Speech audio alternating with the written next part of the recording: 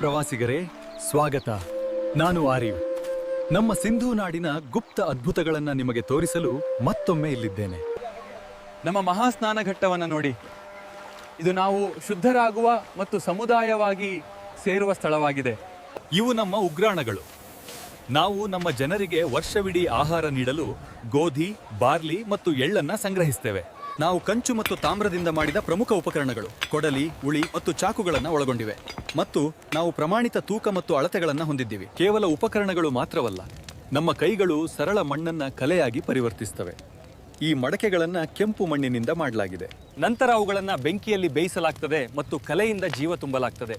ಪ್ರತಿಯೊಂದು ವಿಶಿಷ್ಟವಾಗಿದೆ, ಆದರೂ ಅದೇ ಕಾಳಜಿಯಿಂದ ಮಾಡಲ್ಪಟ್ಟಿದೆ.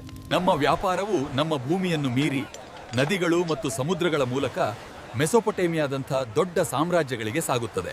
ಹೇಗೆ ಅಂತೂ ಆಶ್ಚರ್ಯ ಪಡ್ತಾ ಇದ್ದೀರಾ? ನಮ್ಮ ಲೋಥಾಲ್ ಬಂದರಿನ ಮೂಲಕ. ನಮ್ಮ ಬಂದರನ್ನು ನೋಡಿ, ಕೌಶಲ್ಯ ಮತ್ತು ನಿಖರತೆಯಿಂದ ನಿರ್ಮಿಸಲಾಗಿದೆ. ಇದು ನಮ್ಮ ಶ್ರೇಷ್ಠ ಬಂದರು. ಆದರೆ ನಮ್ಮ ಕಥೆ ಇಲ್ಲಿಗೆ ಮುಗಿಯೋದಿಲ್ಲ.